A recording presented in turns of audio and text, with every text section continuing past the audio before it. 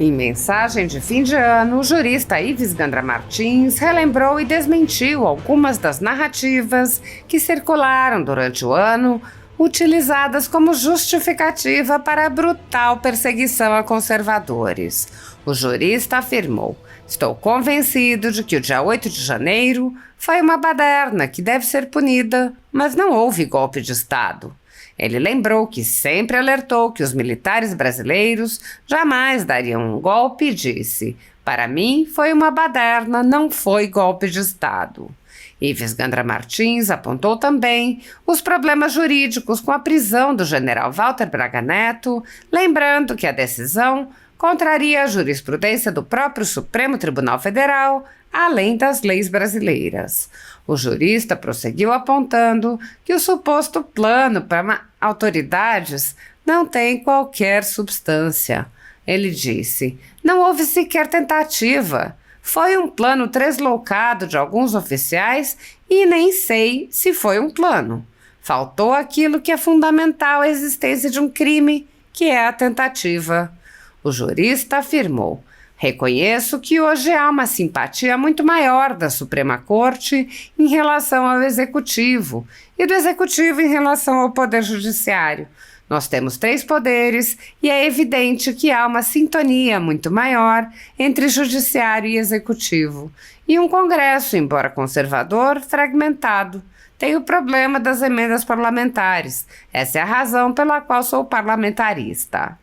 Ives Gandra Martins apontou vantagens do parlamentarismo e prosseguiu: "Um Congresso fragmentado, de um presidencialismo que não deu certo na América Latina em nenhum lugar. Todos os países tiveram golpes de Estado."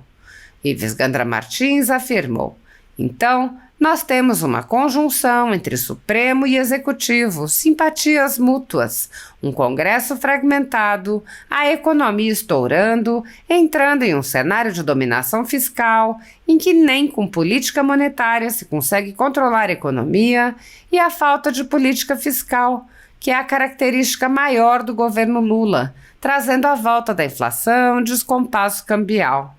O jurista disse: "Então, nós temos um fim de ano em que, depois de 2 anos do governo Lula, temos aumento do endividamento, a fragilização da política econômica, uma simpatia maior do Supremo pelo Executivo, umas narrativas, porque não houve tentativa, não houve um ato sequer que pudesse ser caracterizado como tentativa."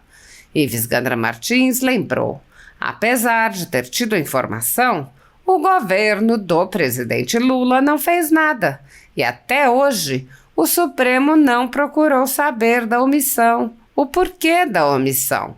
Ninguém foi punido pela omissão monumental que houve no dia 8 de janeiro. O jurista resumiu: "Então, nós temos ainda um país rachado pelas radicalizações, pelos ódios, um país rachado com a participação dos 3 poderes." Ele afirmou: "O que eu gostaria nessa mensagem final de Natal é que nós pensássemos em um Brasil melhor, que nós procurássemos efetivamente ver se conseguimos diminuir as radicalizações, os ódios, as narrativas, examinarmos os fatos." Ele citou: "Quem não conhece os fatos não evita a fatalidade." E prosseguiu: "E conhecer os fatos é ter a coragem de ver os fatos como eles são e não as narrativas que nós gostaríamos que fossem e que não são."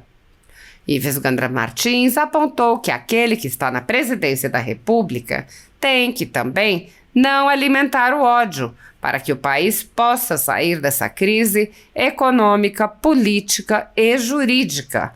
O que mais o Brasil está precisando nesse momento é de segurança jurídica, ele explicou. Infelizmente, com os prolongamentos dos inquéritos, com todas as questões que vêm sendo colocadas, grande parte dos juristas veem que nós vivemos uma grande insegurança e despencando o apoio da população à imagem da Suprema Corte. O jurista afirmou: "Quero o bem do Brasil muito além do respeito que eu possa ter por quem quer que seja. É uma luta de todos nós, cidadãos e governantes, de pensar em um país com mais paz, um país em que vivamos o que Cristo no Natal pretendeu: amor e paz. Estamos chegando ao fim do ano. Eu queria mandar uma mensagem especial em relação a todos os meus seguidores, enfim, que se me seguem porque, de certa forma, comungam dos mesmos ideais, dos mesmos princípios, das mesmas preocupações em relação ao Brasil e devem ser patriotas. Eu, um velho de 89 anos, continuando a refletir sobre o Brasil, porque amo minha pátria, tenho certeza que aqueles que me seguem também têm o mesmo amor pela pátria que eu tenho. Mas queria fazer um rápido apanhado esse fim de ano. Eu estou convencido, eu pessoalmente, de que dia 8 de janeiro foi uma baderna que teria que ser punida, mas não houve golpe de Estado. Reiterei repetidas vezes, por ser professor da Escola do Comando de Estado-Maior do Exército durante 33 anos, que as Forças Armadas jamais dariam um golpe. Conhecia aqueles que estavam nas Forças Armadas, muitos deles, a grande maioria, tendo ouvido as minhas aulas. Então, para mim, foi uma baderna, não foi golpe de Estado. Por outro lado, sem conhecer os detalhes da questão, a não ser aquilo que eu li pelos jornais da prisão do Braga Neto, eu entendo que a jurisprudência suprema dizia que, com base em delação premiada, não poderia haver prisão provisória ou prisão preventiva. Ele foi baseado na delação premiada de um coronel. Também é algo que, do ponto de vista jurídico, tenho minhas dúvidas, eu apresento e tenho apresentado apenas como intérprete do direito da Constituição. Também entendo que aquele plano translocado que foi descoberto no celular, matarem autoridades, 3 ou 4 militares, quando nós temos em torno de 140 generais, nós temos 14 almirantes de esquadra, 16 generais de exército, não sei quantos tenentes brigadeiros, eles nunca entrariam. Mas nunca. Tanto é verdade que não houve sequer tentativa. Porque a tentativa teria que ser dado um tiro, foi lá, conseguiu. Não houve nada disso. Houve um plano translocado de alguns oficiais, entende? E nem sei se foi um plano, porque aquilo foi colocado em celular. Então, para mim, também não houve nem violenta atentado ao Estado de Direito ou um golpe de Estado. Faltou aquilo que é fundamental para a existência de um crime, que é a tentativa. Por outro lado, reconheço que hoje é uma simpatia muito maior da Suprema Corte em relação ao Poder Judiciário, em relação ao Executivo e do Executivo em relação ao Poder Judiciário. Nós temos 3 poderes, é evidente uma sintonia muito maior entre o Judiciário e o Executivo, e um Congresso, embora conservador, fragmentado, muitos partidos, e o problema das emendas parlamentares, etc., de terem verbas. Essa é a razão pela qual eu sou parlamentarista. Captação, conseguir parte do orçamento pelo interesse dos parlamentares não existe no sistema parlamentar. Porque como o chefe de governo sai do legislativo, aquele grupo legislativo que apoia o chefe do governo não pode deixar a fragilização orçamentária. A captura de orçamento não existe no parlamentarismo. E como existe no presidencialismo, quando há muitos partidos, cada um bota, se tiver uma emenda a seu favor, isso custa um dinheiro maior para o contribuinte. É um Congresso fragmentado, um Congresso com emendas parlamentares, de um presidencialismo que não deu certo na América Latina em nenhum lugar. Todos os países tiveram golpes de Estado. Por essa razão, sempre, desde os bancos acadêmicos, defendi o parlamentarismo. Quando eu fiz política até 1965, presidi um partido que era favorável ao parlamentarismo no Brasil, que era o Partido Libertador. Então nós temos uma conjunção entre Supremo e Executivo, simpatias mútuas, um Congresso fragmentado, a economia estourando, entrando na chamada dominação fiscal, em que nem com política monetária se consegue controlar a economia, porque o aumento de juros também, que a desconfiança cresce, e a falta de política fiscal, que é a característica maior do governo Lula, está descompassando volta da inflação, descompasso cambial aí presente.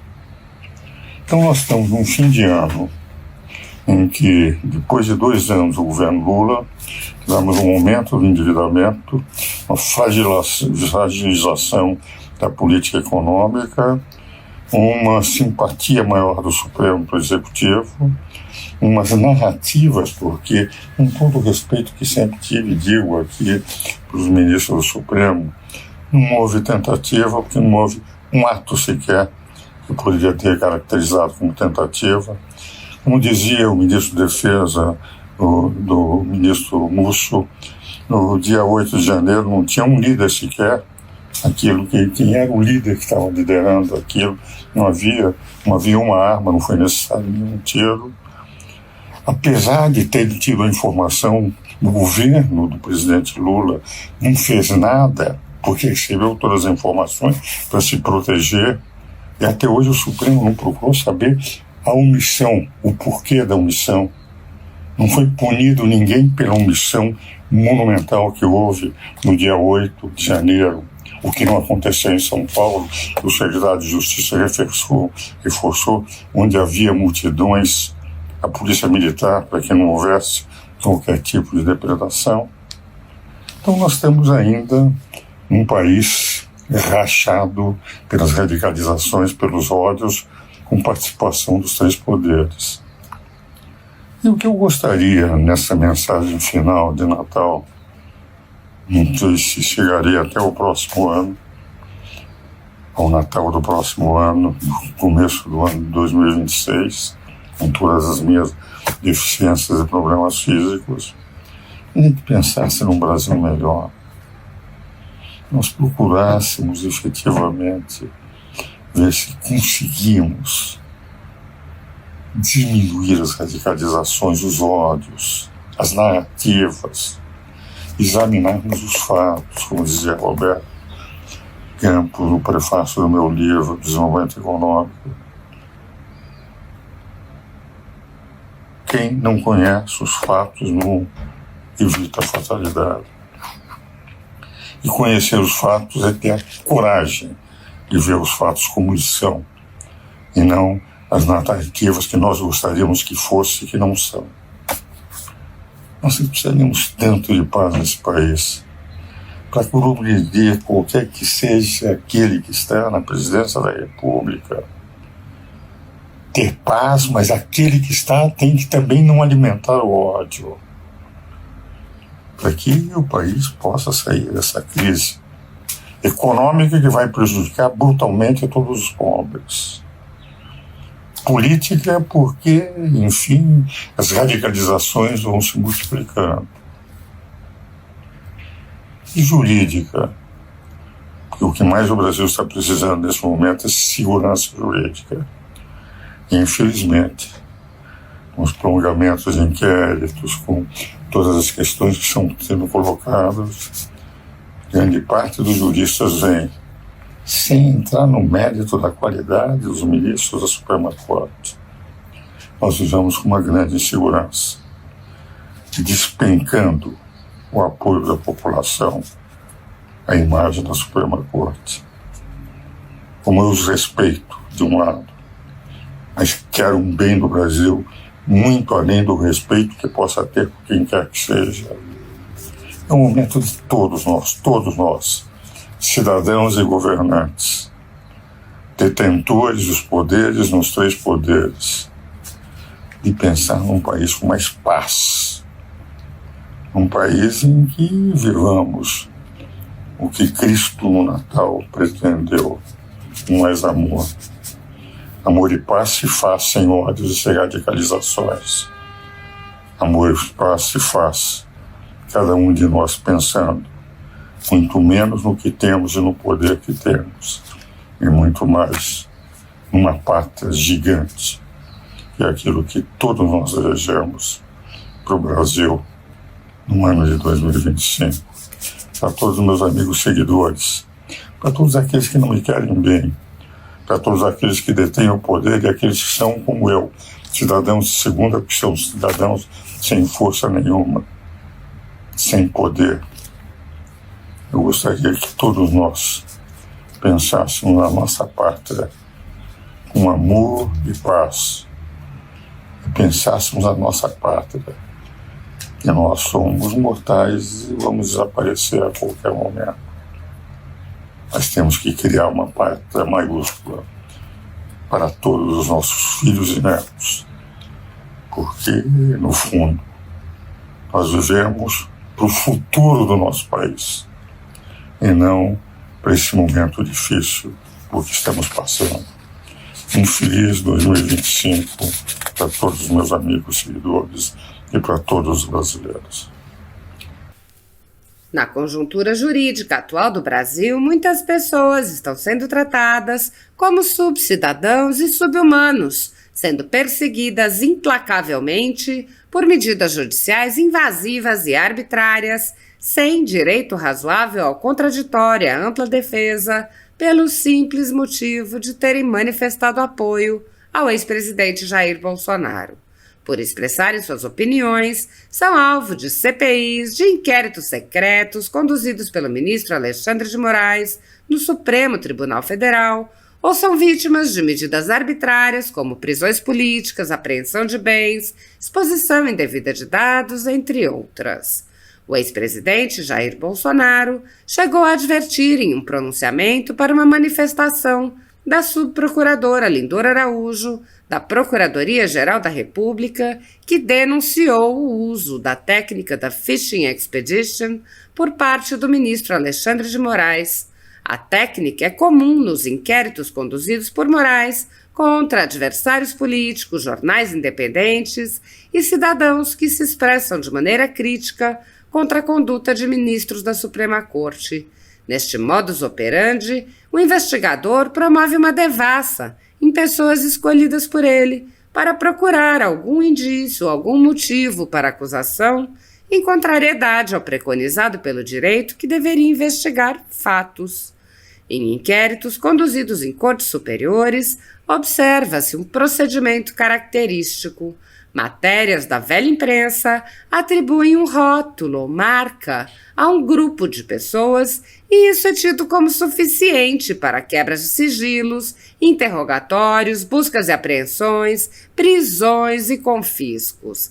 As matérias e depoimentos de pessoas suspeitas são aceitos sem questionamento e servem de base para medidas cautelares contra as pessoas marcadas. Após promover uma devassa nas pessoas e empresas, no que é conhecido como Fishing Expedition, os dados são vazados para a velha imprensa, que então promove um assassinato de reputações que dá causa a novas medidas abusivas. Conforme vários senadores já notaram, os procedimentos são comumente dirigidos aos veículos de imprensa independentes em evidente tentativa de eliminar a concorrência, controlar a informação e manipular a população brasileira. Os inquéritos são mantidos abertos por tempo indeterminado para continuarem a produzir seus efeitos devastadores sobre as vidas dos investigados que não têm meios para questionar as decisões. Em um inquérito administrativo no Tribunal Superior Eleitoral, seguindo esse tipo de procedimento, o ministro Luiz Felipe Salomão ordenou o confisco da renda de diversas pessoas, sites e canais conservadores, inclusive a Folha Política. A decisão recebeu elogios dos ministros Luiz Roberto Barroso, Alexandre de Moraes e Edson Fachin, e o inquérito passa de corregedor em corregedor, enquanto a renda do trabalho de famílias e empresas permanece confiscada sem base legal. Após o ministro Luiz Felipe Salomão, já foram relatores do inquérito os ministros Mauro Campbell Marques, Benedito Gonçalves e Raul Araújo, e a atual relatora é a ministra Isabel Galotti. A decisão não discrimina os conteúdos e atinge a totalidade da renda dos sites, com o objetivo de levar ao fechamento dos veículos por impossibilidade de gerar renda. Todos os rendimentos de mais de 20 meses de trabalho são retidos sem qualquer base legal. Se você apoia o trabalho da Folha Política e pode ajudar, doe qualquer valor à empresa Raposo Fernandes através do Pix, utilizando o QR Code que está visível na tela ou o código ajude@folhapolitica.org. Caso prefira, há a opção de transferência bancária para a conta da empresa Raposo Fernandes, disponível na descrição deste vídeo e no comentário fixado no topo. Há mais de 10 anos, a Folha Política vem mostrando os fatos da política brasileira e dando voz a pessoas que o cartel midiático quer calar.